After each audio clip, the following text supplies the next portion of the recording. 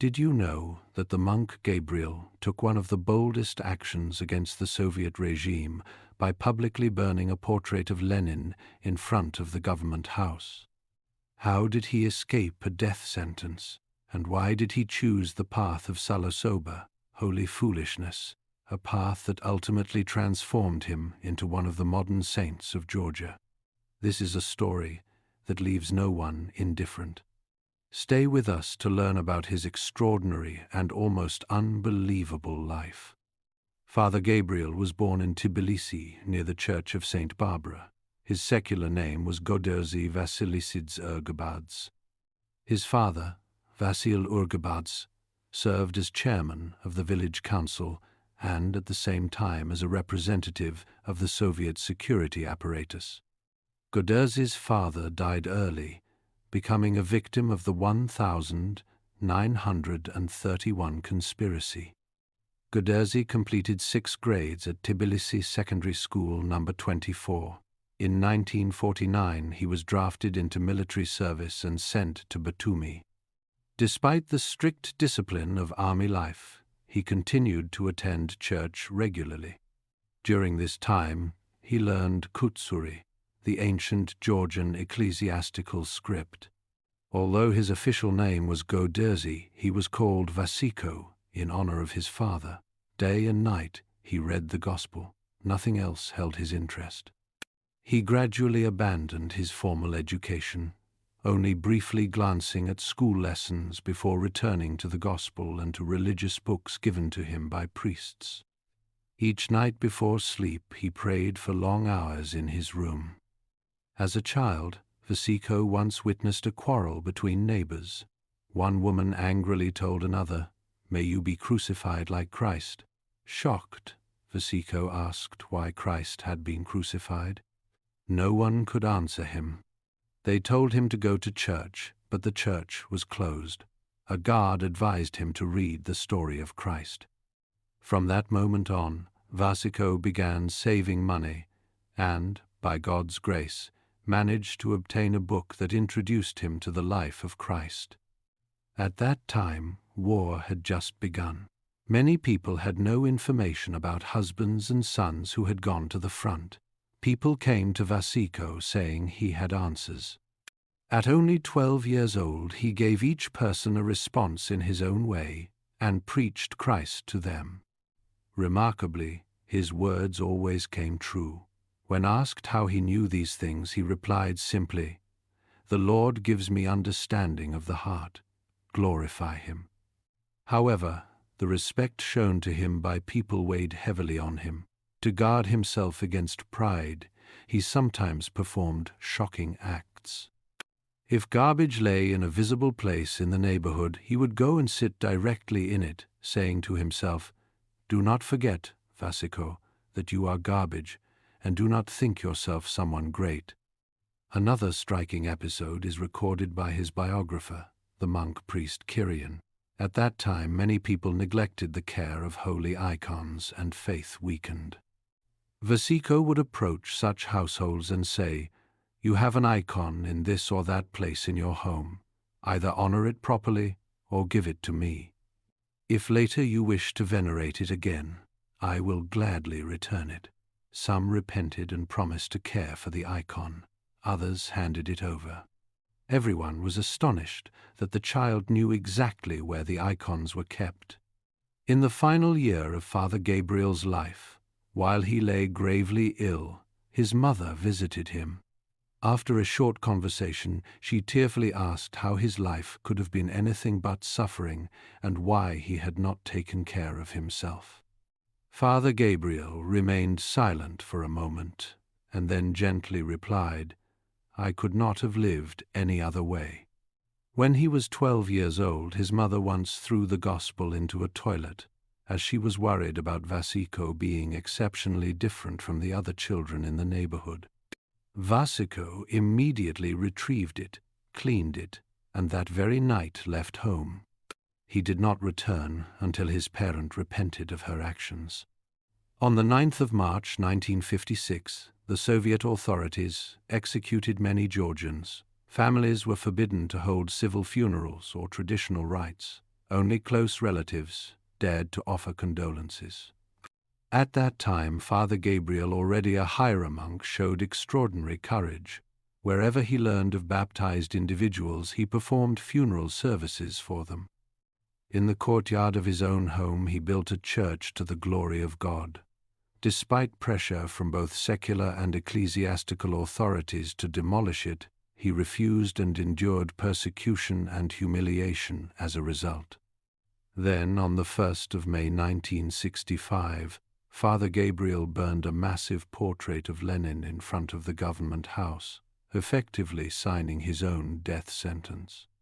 7 months later, by God's will and through the great efforts of Patriarch Ephraim, he was released from prison, yet his suffering continued. He was repeatedly summoned by security forces, and his relatives were often called to retrieve him as though he were already dead. After his release, Soviet authorities ordered that all church doors be closed to him. From that moment, Father Gabriel assumed the heaviest burden of Salasoba.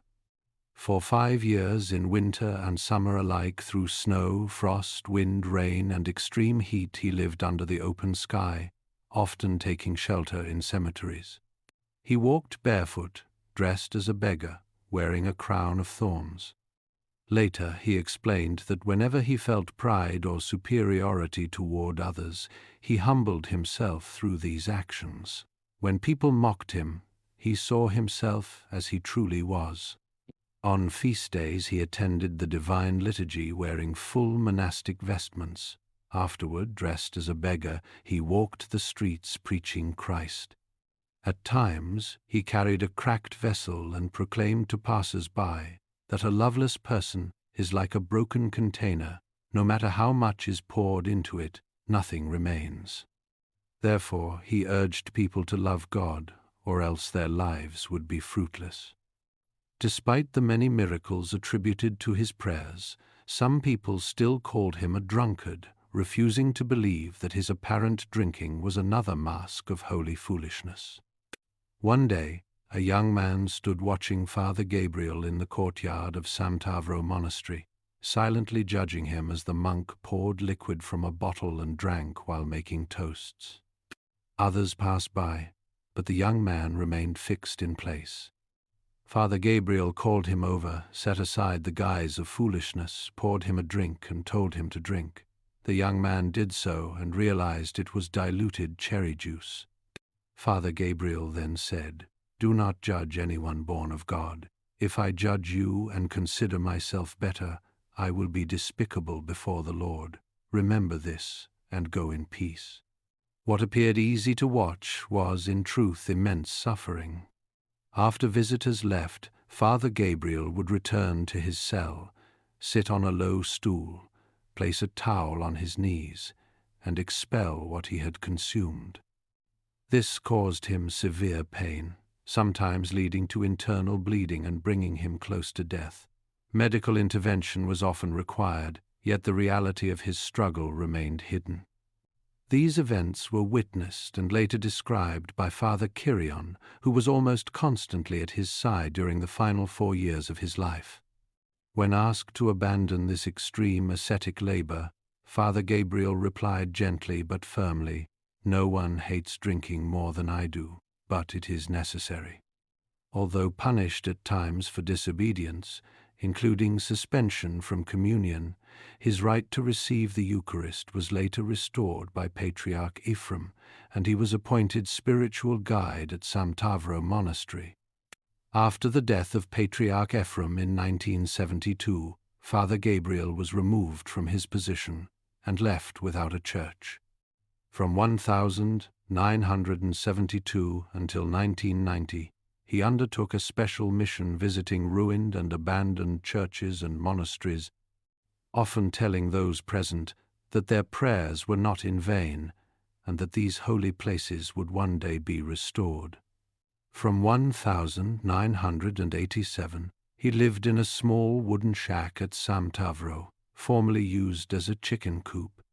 Though winter conditions were unbearable, he endured them. In 1990, he left for Shiomgvimi seeking solitude, but by divine revelation was commanded to return to Samtavro and serve the people, which he did tirelessly. In 1995 he placed his coffin before his cell, lay inside it, and for 3 days practiced holy foolishness. According to Father Kyrion, this act was his farewell to Georgia. Even while suffering severe injuries and unbearable pain, he insisted on being carried into the church, where he knelt before the icon of the Mother of God of Samtavro and prayed with tears, offering his own life for the salvation of Georgia. 40 days later, he ascended. On the 2nd of November 1995, Father Gabriel passed away. On the 20th of December 2012, the Georgian Orthodox Church canonized him as Venerable Father Gabriel the Confessor, Fool for Christ. May his prayers continue to protect our country. This was a short tribute to the life of Saint Gabriel, but we have much more stories about the miracles that have happened throughout his life. One of them is when he was 12 years old and left everything behind to carry his cross. While he was wandering, a woman named Margot noticed a young boy sitting outside, lightly clothed and exposed to the harsh weather. Moved by compassion, Margot invited the boy to stay with her. It was not long before he discovered that Margot was a well-known fortune-teller. This revelation deeply troubled the boy.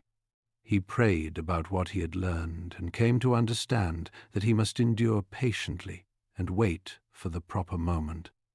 Many people visited Margot seeking guidance, and Vasico quietly observed her sessions.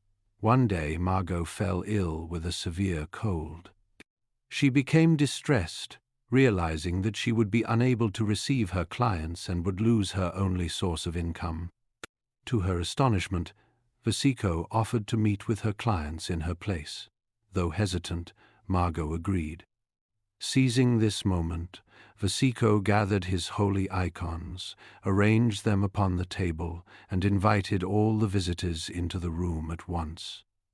Confused and uncertain, the people assembled around the unusual boy, while Margot watched from the adjacent room. Vasico began to speak to them about God and the Church of Christ. He warned that involvement in witchcraft and fortune-telling exposes the soul to demonic forces, and he called them to repentance and a return to Christ. Then, one by one, he revealed details of their lives, intimate secrets, and even future events, things no one else could have known. Later, he would explain, "The Lord revealed to me their names and the story of their lives." Overwhelmed by the truth of his words, the astonished visitors offered him large sums of money. Vasico gave all of it to Margot, explaining that his actions were done through the authority of Christ, while her practices had led people onto a perilous path. Deeply moved, Margot abandoned fortune-telling and embraced the Orthodox Christian faith. Additionally to this, we have many well-recorded stories of people who have crossed paths with Saint Gabriel in their lifetime, and if you would like to know more about it, just let me know in the comments, and I would gladly share them with you.